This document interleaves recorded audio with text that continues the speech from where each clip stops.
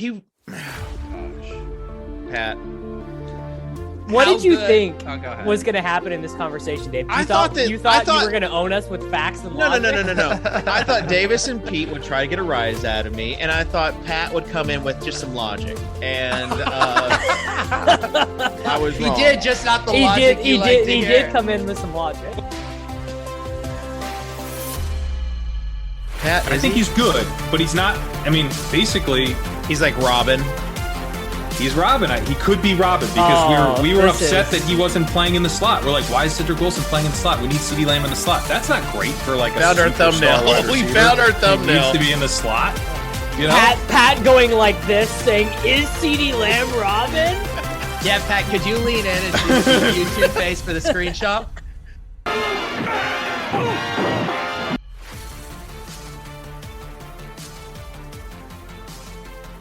What's up, everybody, and welcome to the Swolecast, the off-season Swolecast. Really, there is no off-season for the Swolecast because we are out here grinding, working hard, but we have a special guest today, and I just want to go ahead and introduce him first. Pat Kerrane. Pat, welcome to the show.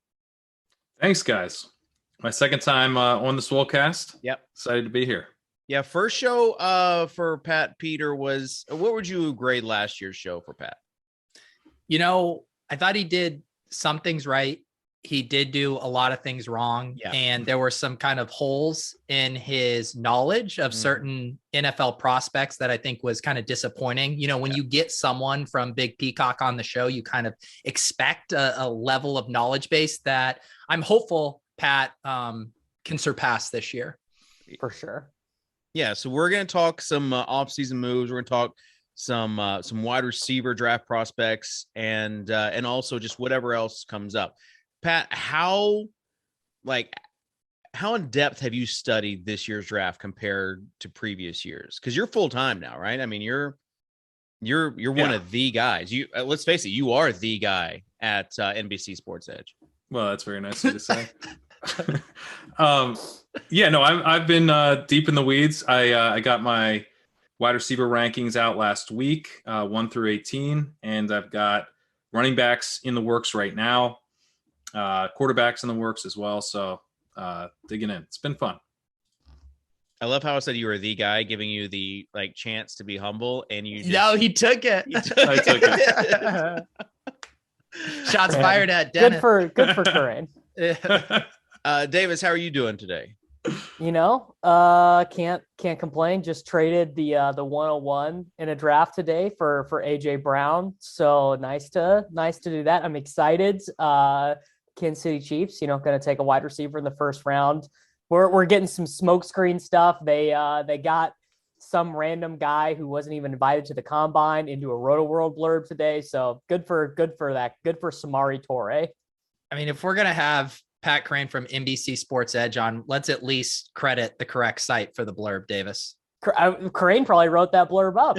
I know, but we can't call it RotoWorld anymore. We can call it RotoWorld. It's All fun right. to call it RotoWorld. It's powered by RotoWorld. The site is now powered by RotoWorld. There we go. Really? So I still can. Was that capitulation in the branding? I wouldn't call it capitulation so much as just kind of bringing back a beloved brand. Okay. Well, Swolecast powered by RotoGrinders, by the way. Go to RotoGrinders for all your DFS needs. No. RotoGrinders powered by Swolecast. Pat, are you worried about any like how much are you consulting medical opinions for some of these draft prospects that have been hurt, coming back? I mean, because some of it's just a dartboard.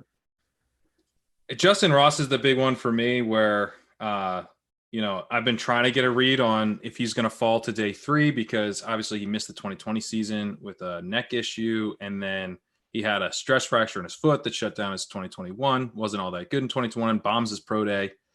But, our team's going to be, a little forgiving of that because of the stress fracture, or is that kind of just the final nail in the coffin in terms of his draft capital? So I've bumped him down my rankings from where I would have him, but I'm going to bring him back up if he ends up day 2. But I'm starting to get worried he's a day 3 guy now. All right. Hypothetical. One of these draft prospects has a hernia. what's the timeline here for a guy with a hernia coming back? Yeah, I haven't had a hernia myself, so it's hard for me to really I've never say. had one either. I can't even imagine what it would look like. Dave was just telling me before the show he had a weightlifting injury when he was in college. He got himself an old I had a sports hernia. but we were talking sports hernias might be different than.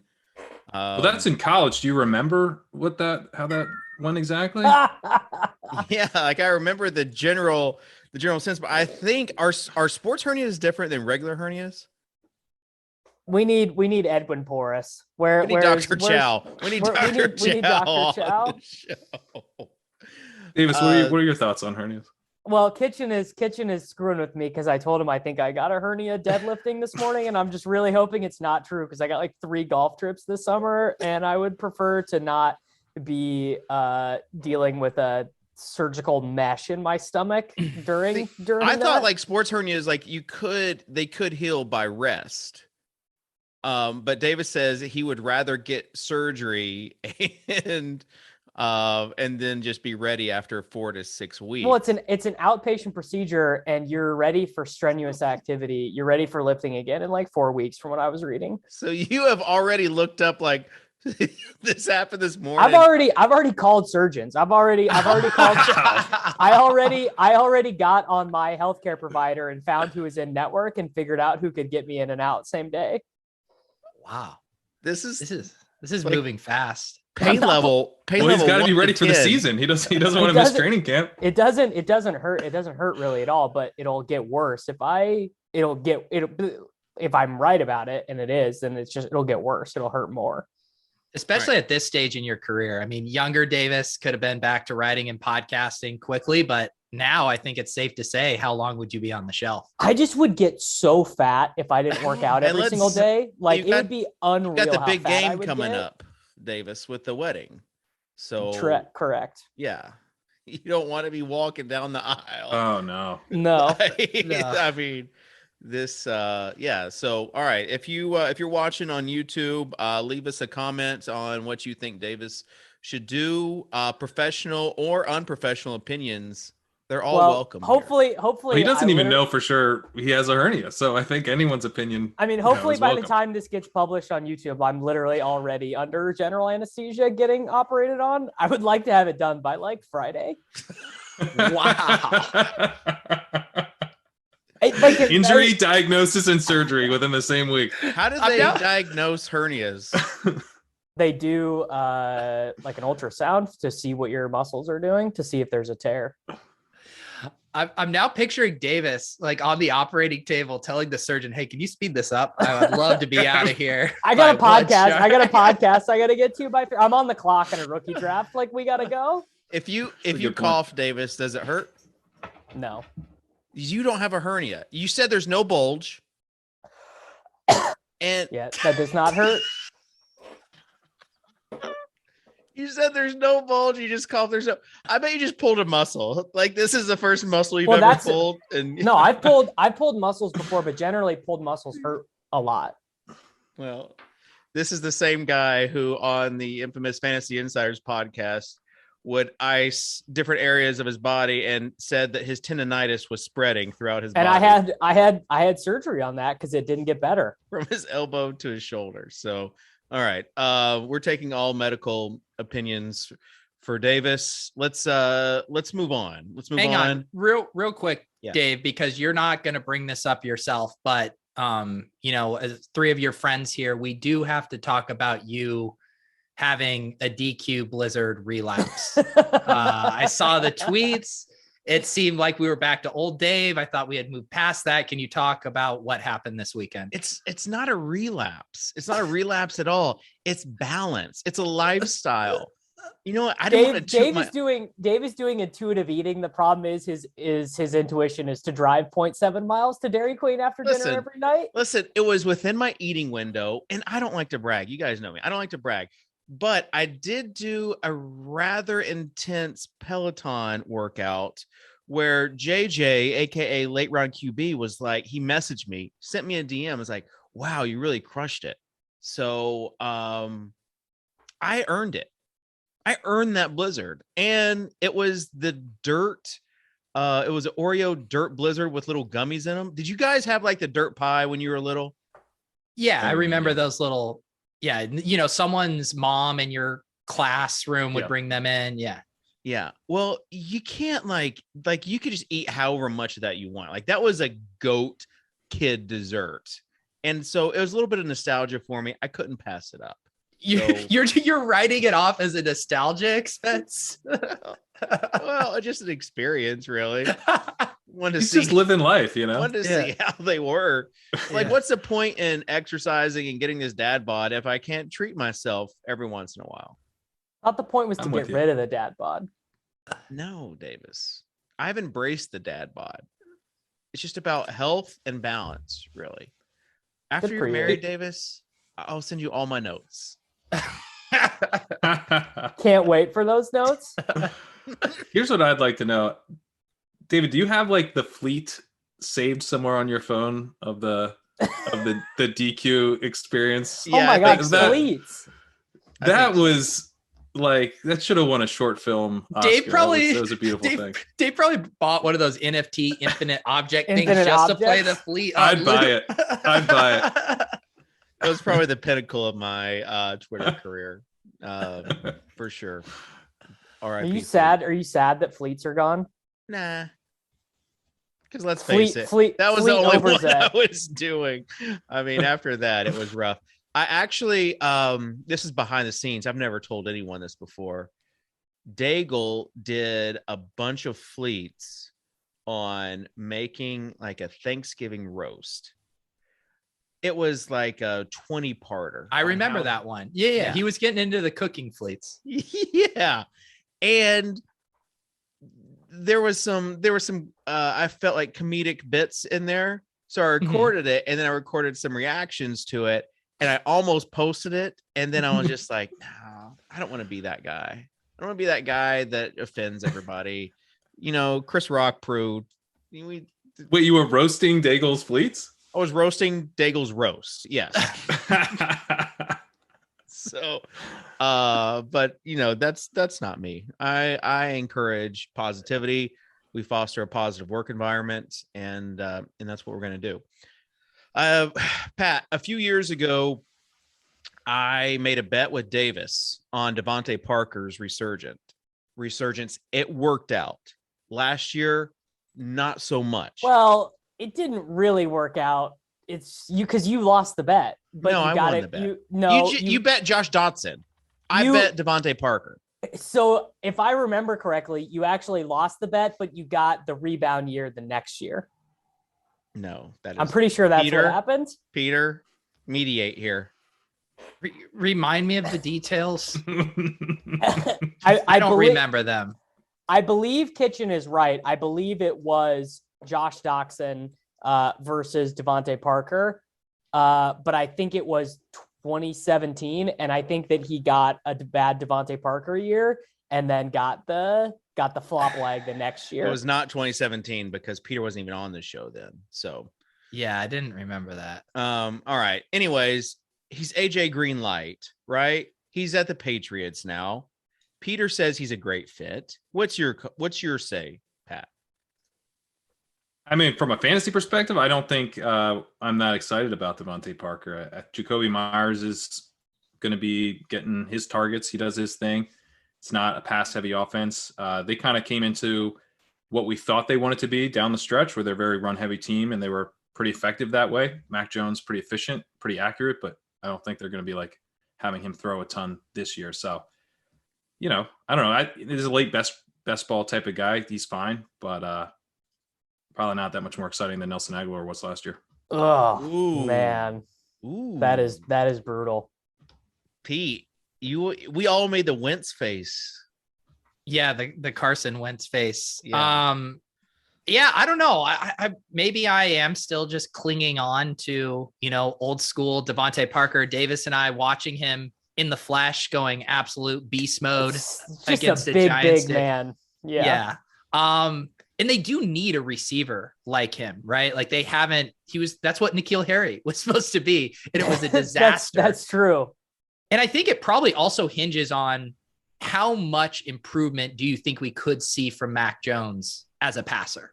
Where if you do just run back what they did last year, I agree it's not that exciting, but does he get better? Do they let him pass a bit more?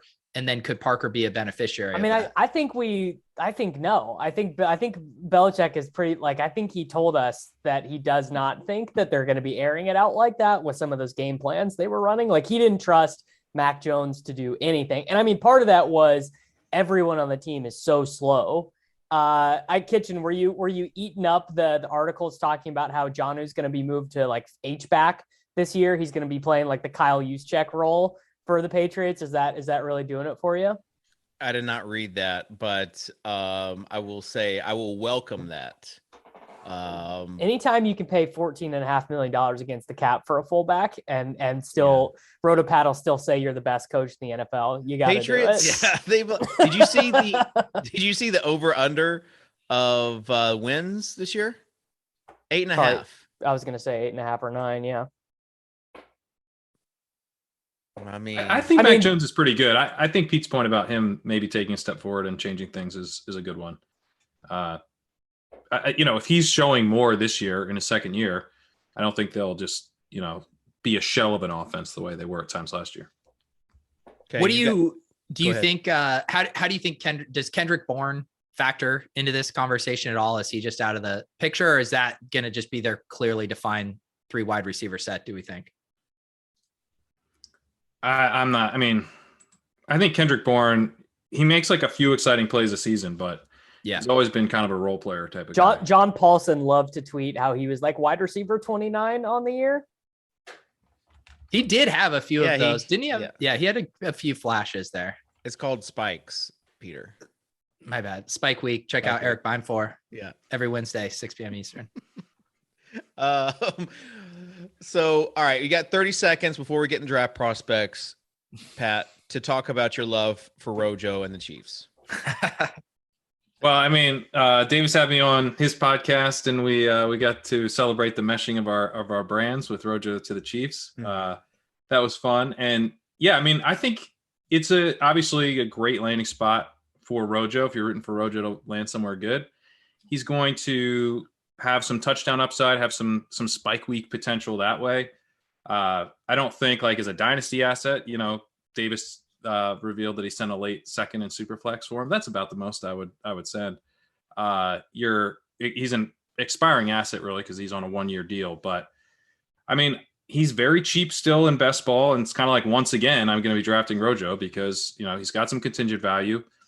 I think they're kind of looking at him as a potential solution, a cheap solution to teams playing a ton of 2 high safeties against them. They can pound Rojo. Oh wow. A little bit. CH is now Giovanni Bernard, and Ronald Jones is Jeremy Hill. I mean, it's not the most effective solution they could have brought in, but I think it is that is got to be the way they're thinking, where it's this is a 2-down running back who should be pretty effective with 2 deep safeties. Man. The cure to the 2 high safety defense. That is next level. That's basically what Andy Reid said when they all the coaches did media availability when they all took that picture and Matt Rule had the worst fit of all time. But I mean, obviously the thing is they don't want to pay Jerick McKinnon what he's asking for after that run, and Darryl is not on the team, so they needed a guy. And Ronald Jones is a pretty good bet to be a guy. It's $5 million. For $5 million, he's a decent solution for that. Did you see the class picture, Pat? I actually haven't seen this. You haven't seen? It's really bad. Every year they do a class. They do a class picture. Matt Rule looks like he doesn't belong. Yeah. So, I don't know. They're outside in Florida, and he's got oversized pants, an untucked shirt, some casual shoes. You got to look at it. Pete, did you see it? I'm pulling it up. I did. Let's see if I can find you gotta see this picture. And Sean McVay looks like a guy who has a smoking hot wife and just won the Super Bowl. Yeah. I like Sean Oh McVay. my God. I assume in post-production, we're putting this photo up on the screen here, but this photo, I was even thinking like more of a professional thing. This looks like a group of guys who, one of them said, "Hey, At let's the get a pic of bachelor the party." fountain." Yeah, right before we go in for dinner. Oh my goodness. The oversized and then Vrabel's got like the collar that's kind of out, like almost like the club collar. That's what I would think he would be wearing. Also, Yeah. Vrabel's kind of got like the look that Rule was going for, but Vrabel's pulling it off. Also, the way Ron Rivera is sandwiched between McVay, is that Shanahan in the back? It looks like he's their bodyguard. They don't look like they should otherwise be in the same place together. Yeah, it's I mean, this Rule photo is like, I'll never be able to bet on a Matt Rule led team ever again, no. knowing that this is what he looks like outside of a football arena. Like, it's so bad. Wait, also, did Josh McDaniel get more swole than we're used to? He looks like pretty chested up there. I don't even know what Josh McDaniel looks like. yes, you did. Without a visor. Yeah. I could not pick Josh. I'm looking at this yeah. photo right now, and I can't. Doesn't he look beefed up? All right. For What about sure, Mike? dude. What about Mike McDaniel? Just like he put on like 50 pounds. Mike McDaniel looks like he's going to Easter Sunday with his mom, and he just took a photo out of him in front of the church. This photo, this caption I'm looking at says that Josh McDaniels looks like he had an allergic reaction to eating Josh McDaniels. Also, poor Dude, Mike McDaniel, you can his shirt is see-through. He's got the wife beater you can see underneath. his- You can yeah. fully see it. Oh, That's a tough scene. it's good stuff. It's good Yeah. stuff. I mean, you can learn a lot about people by taking their pick. Just like we saw Davis and Peter's pick when they went to the Dolphins game. You learn a lot about people. I kind of like Rivera's vibe right here. Rivera looks like an undercover FBI agent. Like, and the floral polo is just trying to throw them off the scent. sunglasses. There are a lot of bald heads in this photo. Yeah.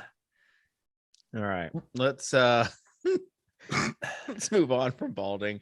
Pat, you got us off track once again, so let's try to get back on track as we talk about some of these draft prospects, the wide receiver class. Would you say this is a heavy wide receiver class? Like physically heavy? No, Pat, like a deep class. Well, it's both actually, because last year, endlessly talked about how it was a small wide receiver class. It was true, but pretty good wide receiver class despite that. This wide receiver class is, I think, probably a little better than last year's if you just remove the top guy. Like if you lop off Jamar Chase and then whoever you have at wide receiver one in this class, I think the rest of the class is probably a little bit better than last year's, and it has like a variety of player types. So, if you're into kind of the slightly undersized, but like all around number one wide receiver, Garrett Wilson's there. You got a bunch of deep threats, Chris Olave, and a number of guys who should be in that late first round, early second round range. You got some bigger wide receivers in Drake London and Treylon Burks. So it's a pretty fun wide receiver class. And I think not too many guys who really jump out as like potential landmines. There's some guys with wide ranges of outcomes. I think Burks and London both fit that bill, but really high upside guys and like very deserving of the hype they're getting. Burks is just a massive guy, right? But he had a bad combine. He didn't have a great combine, but he didn't bomb the combine either. At his weight, his 40 was okay. And Kevin Cole's model has the 10-yard split as being more important. He actually had a pretty good 10-yard split. So I don't think the combine should be a massive red flag for us as fantasy managers, particularly because it might not impact his draft position that much. So if he falls to the second round, we need to react to that. But if Treylon Burks is still in the first round, then I'm not going to like further discount him because he didn't crush the combine. Yeah. And Davis, he was a stud at Arkansas. He was a stud at Arkansas, and Kerrane and I have been talking about Treylon Burks a ton this offseason, but like the like a knock you would have on him from like a data perspective would be, well, I mean, he played in the slot and the whole offense was designed kind of around getting him the ball, but he did do really well, like when pressed. So when beating press coverage and stuff, which is pretty nice. Burks is the one for me that I don't have to like squint and see. I'm not worried like, oh, he's got to go to a good team or he's got to go to the Bills or whatever. I'm just like, he's just going to be good. Whereas I think like a team needs to have a plan for Chris Olave. I think a team needs to have a plan for Drake London. A team needs to have a plan for Christian Watson, who's probably going to be a little bit raw considering the level that he played at. Like Burks, I'm just like, I don't think he's on that level of like Justin Jefferson, Jamar Chase, CeeDee Lamb. I think he's more like a Michael Pittman, but like that's a pretty good player. Yeah, let's do some comps. And Pat, since you have been researching so intensely in the offseason, I will start with you. Trey, with Burks, give us a superhero comp to him. Des Bryant. No, superhero. Just say AJ Brown. AJ Brown. Like Marvel character. Superhero. You're not satisfied with Des Bryant or AJ Brown? What more do you want him to say? Calvin Johnson? You want him to He's say actually Randy? very similar. He is very similar to AJ Brown because I want him to say like Batman or Spider-Man. Oh. Like you really want to? Yeah. Good God. Kitchen's envisioning this as like its own YouTube segment. He's like, NFL prospects as Marvel characters, 10,000 views. Going on the thumbnail. This is going on the thumbnail. Give us a good comp. Superhero comp. I've seen like the one before the last one of those Marvel movies. I'm so out on all these Marvel Just movies. say literally any character. You don't even have to have a Okay, thank you. Who is Morbius? I don't know any of the It's this movie that's getting absolutely. I haven't seen any of them like 5 years either, but Morbius is getting like F- reviews. I mean, you could have said anything. I've got 3 daughters, so I am out of the superhero realm. He's the Elsa of NFL draft prospects. Ooh, I like it. All right, let's let it go and move on to the let it go. person. Okay, you talked about Christian Watson, Peter. How excited are you about Christian Watson? Moderately excited. No, I mean, what? Tell me if I'm wrong. Christian Watson is the guy that's not necessarily expected to have a ton of draft capital, but pops as the athletic, size, speed, production guy that we want to see fall in the right spot. Is that a fair characterization? It is, but I think the draft capital narrative has changed post combine to where he might get like. There's a chance he's a late first round pick now. Oh wow. Probably in the second round, but okay. I don't think he'll fall to the third round anymore. But yeah, he's an FCS guy, North Dakota State guy, and very athletic, deep, kind of a classic like downfield guy used on some like very short screen type of stuff as well. But really raw. He's old, but you're kind of betting on the athleticism. You know who's being rumored to be interested in him? The Kansas City Chiefs. Kansas City, great fit Chiefs. Yeah, that makes vertical. Sense. Do we know his vertical? I think for what it's worth, I actually don't think he's a great fit Chiefs. I think that they should not be taking a guy like that. I think Olave, if they took him instead of Olave, I would not know if that makes that much sense for what they want to do on offense. I would definitely prefer them to take Olave. He does have the vert though, 38.5-inch vertical, 136-inch broad jump. I mean, 4.3 speed, 4.36 speed. He's 6'4", 208. I mean, yeah, he's exciting. I mean, Davis, do you think the Chiefs, because as Pat was saying that there are, archetypal wide receivers in this class that's fit specific roles. Do you think the Chiefs are going to say, hey, we want to get a speedster to replace the Tyreek Hill element? Or do you think they're like, we're just going to try to go draft a grown ass man and know it's going to work out? I don't think drafting a GAM is what they do. I think they care so much more about speed. I think like pretty much every decision other than drafting Clyde Edwards-Helaire in terms of who they have selected. Like if you look at what Veach has done, they draft Hardman, they bring in Josh Gordon, they signed Sammy Watkins in free agency, even DeMarcus Robinson, who is like useless, but did like 9 years ago, I think a 4.38 off the top of my head. Almost everything they've done on offense has been trying to add faster guys. I mean, McKinnon, another guy who 10 years ago was really fast. I wonder what McKinnon would run right now. That's a good question. He looked pretty good in the playoffs. He did. The problem with Watson.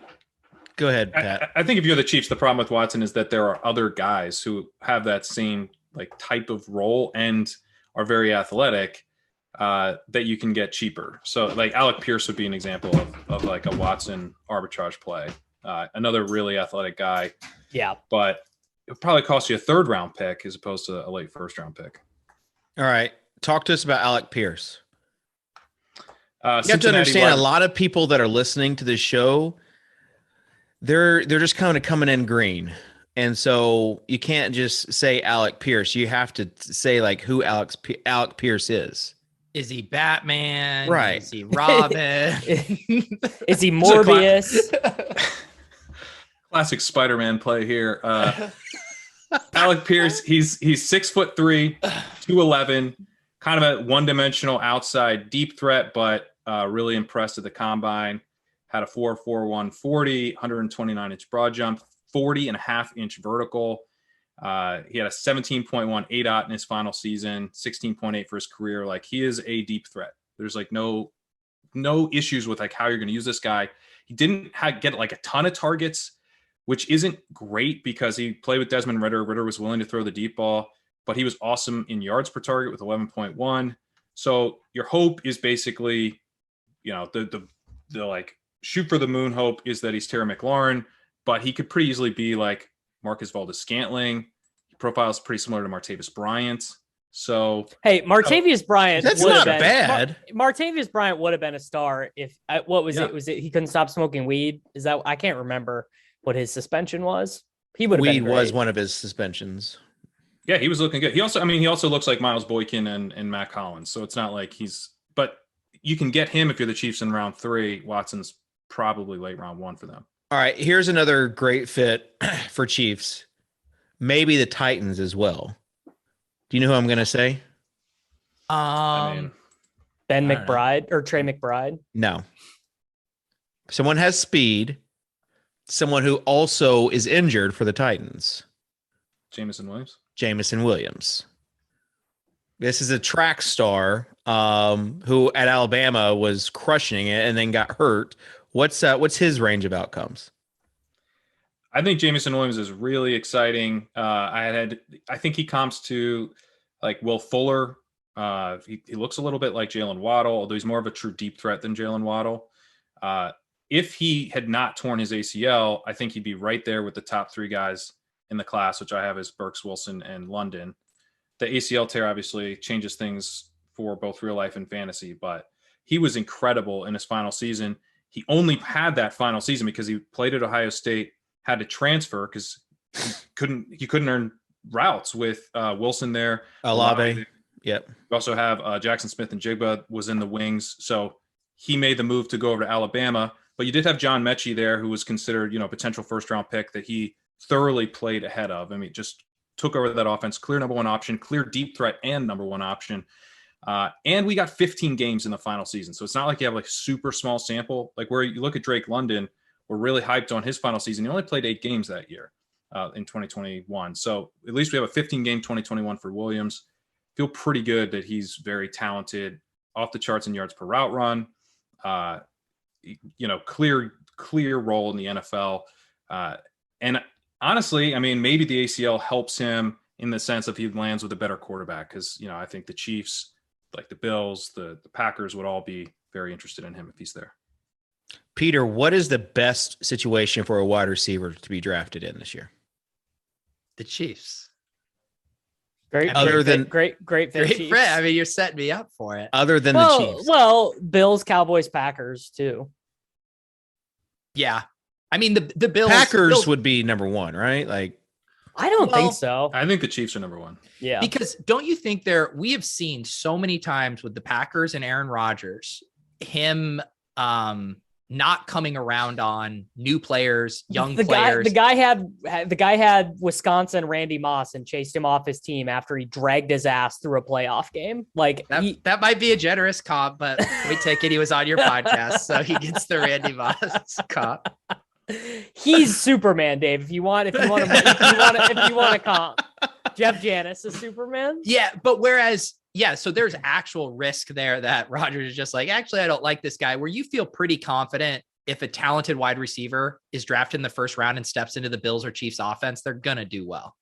I do wonder if sneakily for Dynasty, the Bills is a better spot because the Chiefs will probably continue to throw resources at wide receiver, knowing what their salary cap situation is. But I do wonder if the Bills take a guy and he's good, whether it be Jameson Williams or whoever, because Diggs is about to be 29 or 30. And they're also Josh Allen's mega extension is about to kick in. So I wonder if the guy the Bills draft is going to just get like force-fed targets for the next 2.5 seasons from Josh Allen. I think the Cowboys is also a really, really good spot long-term because CeeDee Lamb, is good, but is he? Pat, I think he's good, but he's not. I mean, basically, he's like Robin. He's Robin. He could be Robin because we were upset that he wasn't playing in the slot. We're like, why is Cedric Wilson playing in the slot? We need CeeDee Lamb in the slot. That's not great for a found our thumbnail. We found our thumbnail. He needs to be in the slot. Pat going like this, saying, "Is CeeDee Lamb Robin?" Yeah, Pat, could you lean in and do the YouTube face for the screenshot? Nailed it. All right. I mean, seriously though, you got Michael Gallup playing the X. I mean, he's not a big target earner. He's a solid professional wide receiver. Right. But if you get a wide receiver who's just a superstar, he's probably going to be playing outside in 2 wide sets. I mean, he might play ahead of CeeDee Lamb in 2 wide sets because Lamb wasn't all that good on the outside last year. So, I mean, Jameson Williams there would be pretty exciting because he kind of profiles like a classic Z type of wide receiver. Least exciting spot, the Titans, right? Yeah, not ideal because they're going to be looking. Were you hoping that we were going to be like, no, Tannehill, dude, it's time? No, I get it. I mean, you've got Woods there now. You've got obviously AJ Brown, hopefully there, Derrick Henry, but they need wide receiver depth. And they could use a lid lifter, right? Like that would fit well with AJ Brown and Woods' skill set. Yeah. I saw a mock that had Sky Moore to them. If Kitchen steals Sky Moore from all of us as part of his brand, that's going to be a tough scene. Listen, this is going to be. I can handle that. The Titans have already drafted a first-round wide receiver out of Western Michigan.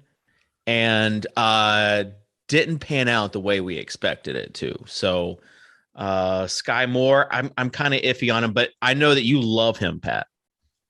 Yeah, I'm a really big fan of Sky Moore. Is he your number one overall? No, but I'm I have him above a lot of people. Like who? Like what would be a hot take for your Sky Moore love?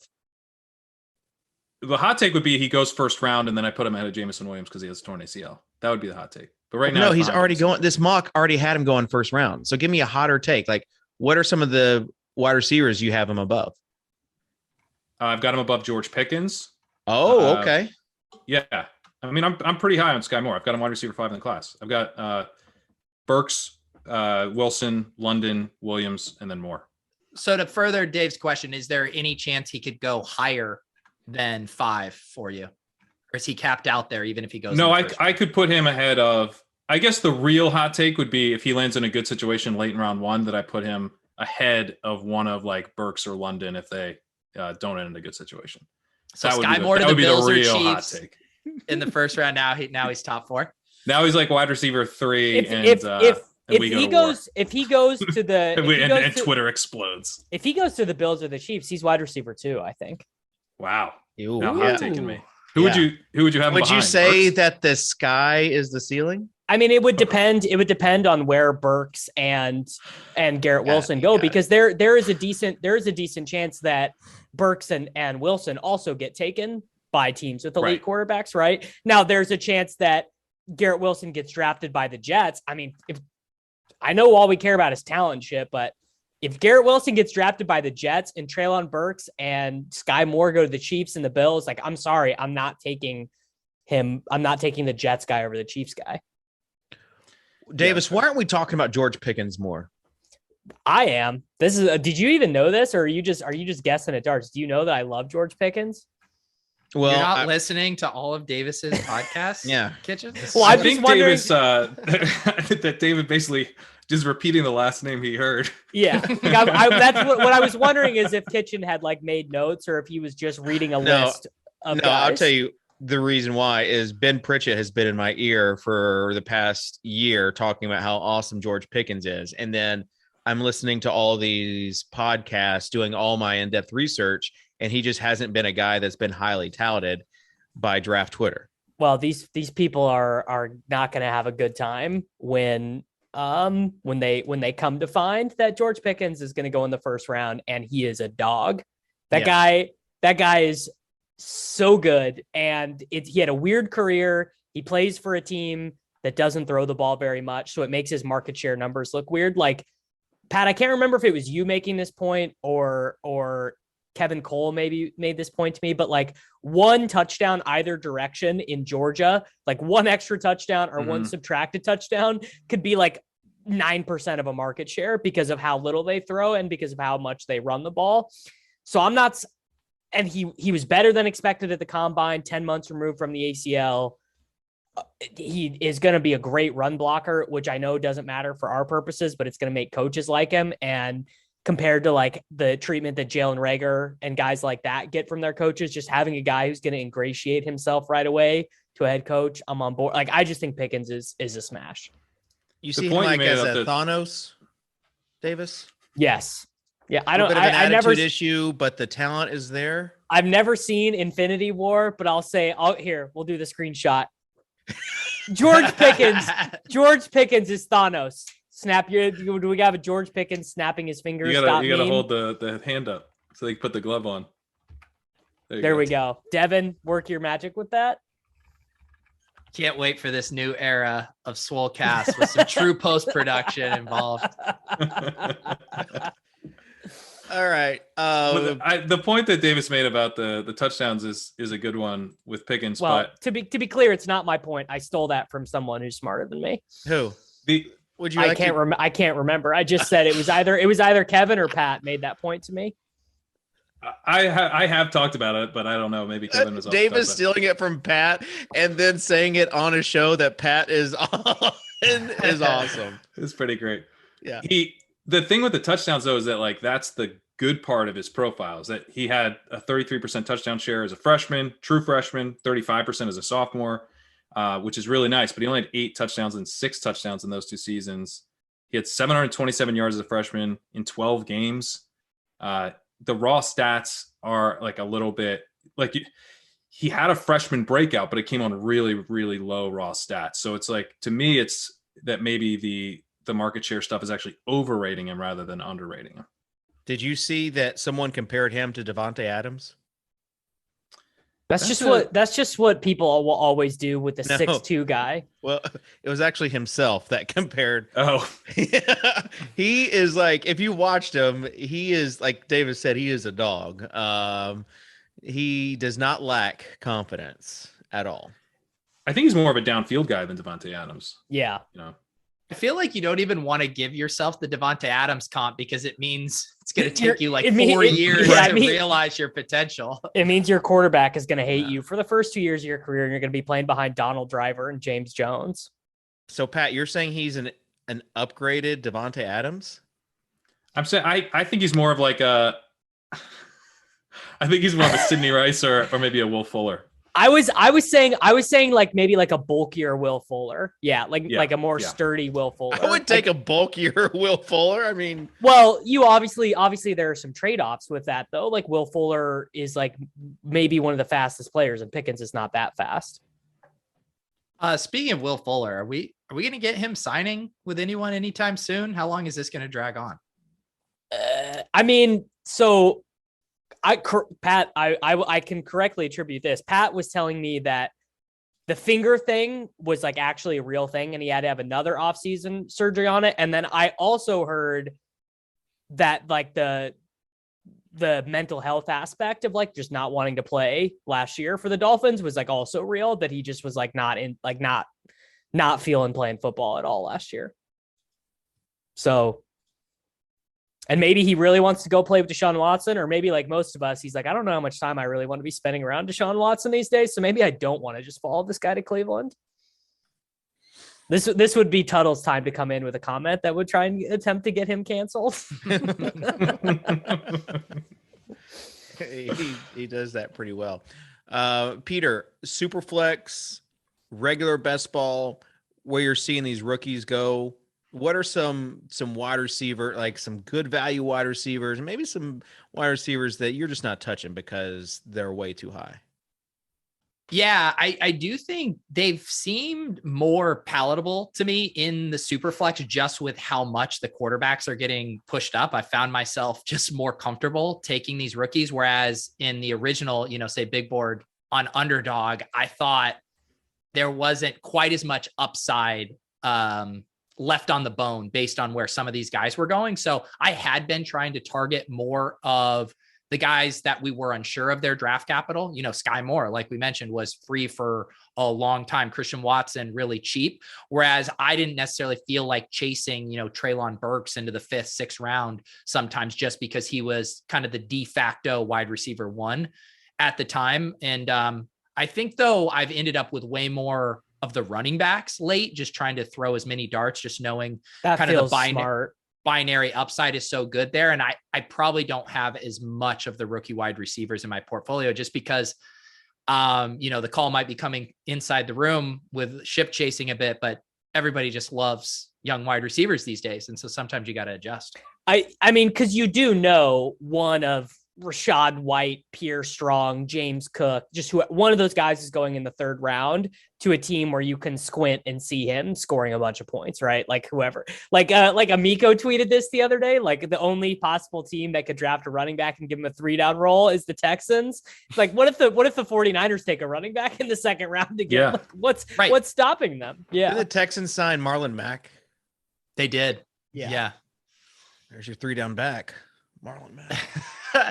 I mean, that's all. I mean, I do think in general, the rookie running backs are the best bets. And conversely, any of the other running backs, that's why I haven't really been touching Eli Mitchell, because it would shock no one if they drafted a running back, and there's only downside risk with a lot of those, what do we say? The dead zone, those dead zone. Shanahan is watching New Zealand rugby and just fell in love. He just fell in love with the new guy. He's going to convert. So Eli Mitchell's a thing of the past. I do think like Pierre Strong, to Pete's point, he's free in these best ball leagues, like on Underdog and stuff. He's free, and he has a sub 4.40, decent size, kind of profiles as a classic Shanahan type of back. There's a bunch of Shanahan offenses now in the NFL. It's like, he could easily kind of be an RB2 type of guy. And there's other guys like that, to Davis's point. And this is the situation I find myself in the last rounds of these drafts a lot of times of, do I want to take the rookie who I truly know nothing about other than he doesn't have a photo next to his name, and so I know he's a rookie? Or do I want to take like Deontay Foreman, who I think will end up being like the pure handcuff for Christian McCaffrey? And those are kind of, I mean, obviously I want to mix that up, but I feel like those are generally the pros and cons I'm weighing between types of players at the end of drafts. To me, this running back class is a lot of guys who like profile slightly worse than Foreman did coming into the league. Like once you're deciding between, like, even Strong, who I like. I mean, Strong, his draft position is unclear. FCS guy, he's really old. He turns 24 in December. So even the guys who I think are pretty intriguing late have like major red flags. Damian Pierce, I find intriguing, but like any kind of metric stuff just spits out gross on him. But he does have some things I like. Very elusive, but a career committee back. So to me, like a Deontay Foreman, I think is who I'd be leaning towards there. Yeah, Foreman's a dog. That guy. I mean, anyone that steps in. Kitchen, you like him? That's interesting. It's interesting that you would be into When did you him. start liking him? Yeah, like at what kind of what point in his career, I liked him when he was at Texas. He I was. thought he kinda got lost. He was He was outstanding at Texas. I thought he kind of got lost in the shuffle. Well, And you know why he got lost in the shuffle. Are you a big enough fan to know why? Yeah, of course. But go ahead. Which and tell everybody. which was what? Well, did he tear his like Achilles or something? Last You year, got it. he basically became the upside case for Cam Akers, which was he tore his ACL, was kind of useless for a year and a half. Tore his Achilles, but looked good. Like, I mean, had the juice, looked explosive last year. So Anyone that steps into King Henry's footsteps and is just a little bit, they actually, how about this stat, Dave? They actually ran for more yards per game in the 9 games that Henry missed. Yeah, let's just go ahead and I mean, do you want bring do you have out any the elephant in the room? do you have any Davis thoughts on tweeted that? out, "Is Derrick Henry a Hall of Famer?" Because my television co-host Craig Mish told me 100%. Told me Yes. that Your Swolecast co-host is telling you 100% as well. And then I think Sam Hoppen made the most cogent point, which is that, you know, when Derrick Henry is eligible, like 10 years from now, whatever, the group of guys voting for the Hall of Fame is very different than the group of guys voting for it right now. I think like the media members. So Because you don't. Davis is saying he's going to be the one voting on it. I'm not- He's voted no. I'm not going to be voting, but like guys Thank you, who Davis. guys who, you know, I'm not going to be a supermodel. Guys who learned about football from like pro football, like Aaron Schatz is probably going to be a Hall of Fame voter in 10 years or whatever. And Aaron Schatz is not voting for Derrick Henry in the Hall of Fame. Well, yeah, he hates the Titans. But is that true? There's no way that I just pulled a name out of the hat, but there's no way that Kitchen like holds this grudge. Kitchen, do you have like this list of everyone who's like once says anything negative about the worst Titans? one seed of all time? no, shots. It's not shots really. It's Football Outsiders. They were really low on the Titans last year, and I wonder how that turned out for them. Yeah, it did not turn out well for them. Is that true? I mean, this was like before the season, during the season, and yeah, it eventually panned out when they lost in the playoffs. It was like the Davis, I told you so. But anyways, this Derrick Henry, he is in a class all by himself. His bust should literally be bigger. Is that true though? Of course it's true. You've got an athletic freak who's 6'4". I mean, in context. I mean, in context of like what he's done as a member. Yeah, of the but what about League? how he did in the NFL? Does that matter?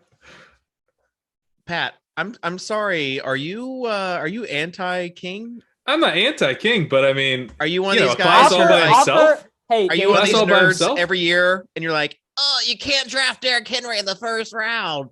Read the room, Kitchen. Of yeah. course, we're all united on this. I said it, and I'll say it again. Go send Pat a trade offer in a dynasty league. Send him a 2nd round pick for Derrick Henry, and watch him be like, "Nah, I'd rather have the 2nd round pick." Yeah. Is it Superflex? I might have rather have the I'd second. rather have Kenny Pickett. But I mean, to your point, Top 10 running pick. backs being elected into the Hall of Fame will be different, right? Because everyone's kind of soured on running backs in general and their talent level. You can't deny Derrick Henry's combination of talent and athletic freakishness and a nose for the end zone. But I mean, is it the real answer that his resume still needs to be added to, and we can't make the decision right now? Like, if he continues on a similar pace to what he's done, he'll probably get there. But if his career ended right now, there's no way he's a Hall of Famer. I mean, I'm he's sorry, did not you say even. if he continues on the pace that he has been on, he'll probably get there. Aren't I mean, there people saying like Frank Gore might even be up for debate whether he's in the Hall of Fame? Yes, and So I, like we're going to talk about his. and resume? I think by the way, those people are wrong because Frank Gore has accumulated so much. But just to give you a hint, Dave, Derrick Henry is the 71st all-time leading rusher in the NFL. Like he is not a Hall of Famer if he doesn't have another couple great seasons. Okay. Unless you want to give him the Terrell Davis corollary, which was that he was so good. The problem is he's never won shit. And so it's hard to make the argument of like a 1st round playoff loss as a 1 seed to the Cincinnati Bengals as being like the high point. In which he would just coming off an injury. Gosh. Well, guys who get injured a lot don't make the Hall of Fame. He doesn't get injured a lot, Davis. Isn't that not true? Didn't he actually get injured a bunch when he was first starting? No, because he wasn't a featured back then. So, Yeah. anyways, How many of Deion Lewis's timeshare backmates are going to make the Hall of Fame? It's a good question. that's a coaching. We are right talking there. about 2 seasons, really. Really? Last year he had less than 1,000 yards. He had 1,000 yards and 12 touchdowns. I'm sorry, in 2018. Pat. Then I've got 2019, 2020 is when he was the league of his own. Talk about 2 seasons. Last year he was a league of his own until he got hurt. Literally, like he propelled people to the playoffs just if they had him. They might have lost in the playoffs like the Titans did, but this isn't the fantasy Hall of Fame. This is the NFL Hall of Fame. Oh gosh, Pat. It What probably did you hurts think- his what did- resume. What How did you good- think Oh, go ahead. was going to happen in this conversation, Dave? I thought you were going to own us with facts and No. logic? I thought Davis and Pete would try to get a rise out of me, and I thought Pat would come in with just some logic. And I was wrong. He did, just not the logic He hear. did come in with some logic. No, I think logic. You can't use the logic of he wasn't good last year. He's only had 2 good seasons. Like he was great until he got hurt. Like I'm Pat, sorry. Just compare him to the Hulk, and Kitchen will be fine. No, Derrick Henry is the NFL Hulk. I do think it kind of like goes to your philosophy on the Hall of Fame. Like to me, I'd rather have a guy like Derrick Henry than Frank Gore because 100%. he mattered a lot more than Frank Gore at his height. But I mean, is Priest Holmes a Hall of Famer? The problem is then if you start doing that, then you're like, well, Todd Gurley's a Hall of Famer, right? Because he was the best running back in the NFL. Yeah, no, for I think 2 years. Todd Gurley, I would. Yeah, but To me, I'm Todd Gurley, Priest so- Holmes, Jamal Charles, those guys way over. Well, Jamal Charles. Jamal is a Hall of Charles. Famer. Jamal Pat, Charles is come a Hall of on Famer. now. Yeah, I mean, it's cutting a little short. Yeah, okay. All right. But I mean, I'm just saying, he I'd has rather have the guys who at their peak were like the guy. Jamal Charles has an all-time NFL record that'll never be broken, which I think locks him into the Hall of Fame. Most yards per carry in a 1,000-yard season. Okay. But I don't think Priest Holmes is a Hall of Famer. What if It's similar one, career arc to Henry Priest Holmes. let's say if a rookie running back came in, and I know this is outlandish, but let's say he rushed for 3,000 yards in a season, just smash the all-time. What season people rushing. think Jonathan Taylor is going to do this year. No, and then he gets hurt in the offseason, freak accident, and never plays football again. Hall of Famer. Is he a 'Cause Hall of Famer? any all-time record holder that'll never be broken, I am on board with that guy getting in, basically regardless of whatever else is on the resume. I'm gonna Priest say Holmes, by the way, 1,555 yards, 8 touchdowns, 16-15, 21 touchdowns, 14-20, 27 touchdowns. That's a great 3 years. Great 3 years. I bet it pales in comparison to Derrick Henry. All right. Anyways, It doesn't. we brought Pat. It Pat factually does not.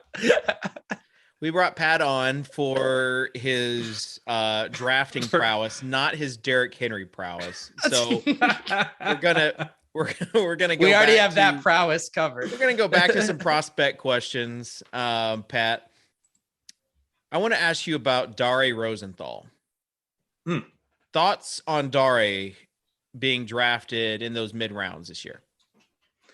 Love the hand placement. The awareness in space.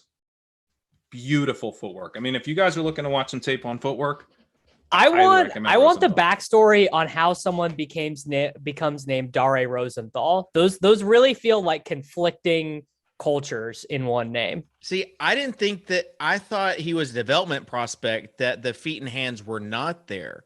He's 6'7". You got to watch the tape 327. yourself. You're just reading the stuff on Twitter, man. Get your eyeballs on the tape. You'll see the footwork's there. That's a false narrative, dude. I mean, you gotta remember that he was playing with Joe Burrow at LSU, bud. Like guy knows the drill. Guy knows how to protect the pocket. He won a national championship. I thought he played at Kentucky. He transferred.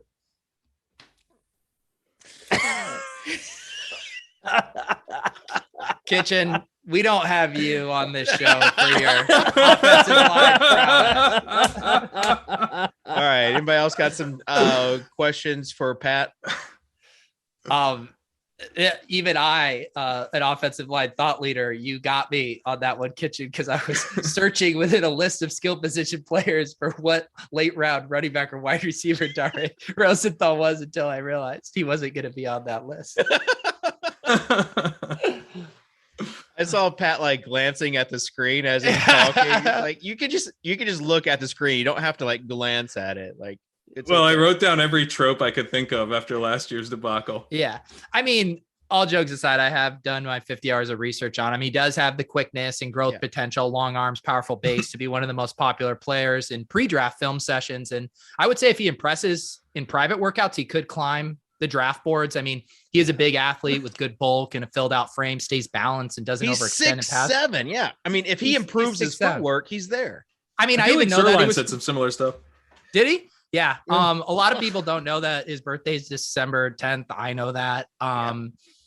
So yeah, he's a really interesting player. He was actually my number 14th ranked player in the state coming out. And pretty good. Yeah, pretty good. Do you want to know what's interesting is there are people that actually do this for fun. They're like, I did a 7-round mock draft. Come and read it. Did you know, Davis, that he went to LSU, or did you just look it up real quick? I think the mystery is more fun. I think people should. I think you looked it up. You looked it up. You would have said if you knew it. I want a full scouting report on the guy who got blurbed up today by NBC Sports Edge. I want to know about Samori Toure, the number 58 wide receiver in this class. That wasn't me who blurbed it. I actually don't know who was. Was that an SEO play? Who's asking for that blurb? What about Khalil Pimpleton? What? It's a real player from Central Michigan. I almost used Cole Strange as a guy, but I figured Pat already knew who he was. Well, yeah. Pat, what would you do if your editor at NBC Sports Edge was like, Pat, you do a lot of great work. We're trying to expand our coverage, and we'd like you to do an offensive line power ranking column each week. So I think Hayden was on the podcast the other week, and I believe he was doing the offensive line blurbs because like we do all these draft blurbs that I'm working on now for wide receivers and running backs, tight ends. But I think he did the offensive line ones, which I don't know how he did that. Like that's like heroic to me. I truly could not imagine he grinds writing up offensive lines, even for blurbs, like doing an article would be truly impossible. All right. Before you go, Pat, give us a sleeper for like a wide receiver, 5th, 6th round wide receiver, Rambo, Drummond, Bayless Jones, someone that you like. Yeah. So I don't know that it'll be 5th, 6th round. I like Jalen Tolbert a lot. I think, a bit of an older prospect, definitely, he's got some red flags, but very productive over his career, 5th year senior. I think he'll probably end up being like a 3rd round pick. Yeah. So another guy that might be more of like a 5th round pick that I really like is Khalil Shakir. He's the type of guy that I feel like say the comp. What is the comp? People are saying, these teams are looking for the next Debo. They use Shakir a little bit as a ball carrier. Okay. Yeah. I think he could be more like a Deontay Johnson or something. Like I think he's a short area receiver rather than like a gadget guy, which is what I like about him. He's a yards after catch guy, productive in the short area. He's the type of dude who I'd be interested in even if he ended up being like a 4th round pick because you get him really late. Wow. Jalen Tolbert, his player profiler comp, Adam Thielen. Yeah. Yeah. He's pretty interesting. He's a downfield wide receiver, not a ton of size, sufficient athleticism though. I would love to see the draft position with him because if he's like a 5th round pick, I don't think the profile is nearly as good. But yeah, with 3rd round draft capital, he's definitely interesting and very cheap right now. I want to put this on the record right now just because it's going to happen and I want to be able to come back to it later. The Patriots are going to spend a day 3 pick on Indiana wide receiver Ty Freifogel. I just need this on the record that's going to happen. Just great fit. He's the next in the line of your Berrioses, your Uluzwiskis, your Amendolas, your Edelmans, your Hunter Renfros, your Renfros. Yeah, that he's like 5. Oh, actually, he's tall. So never mind. Maybe I'm wrong. I'm gonna recant that. I didn't realize he was so tall. Who's the Alabama guy? On the record. That guy, Slade Bolden, right? Slade Bolden's the Patriots guy. He's going to the Patriots. Yeah. I'd forgotten about that. Yeah, that I recant. It's not happening. I didn't realize Freifogel was 6'2". Yeah. I know who Slade Bolden is because I watch obviously the SEC, but for those that do not know, you guys made like a stereotypical kind of pick for the Patriots. Feels like That was the goal. That's what's so fun about Patriots picks is they're always stereotypical. They're always, it's like they're going to take the oldest safety in the draft. Whoever the oldest draft eligible safety is, they're taking that guy. They're going to take a cornerback that they end up not giving a second contract to. And they're going to take a lot of the times a white possession wide receiver. It's just what it is. Well, that was the last show for the Swolecast here. RotoGrinders sure will be canceled. Thank you, Pat, for joining us. Pat, before you go, favorite superhero of all time? Priest Holmes.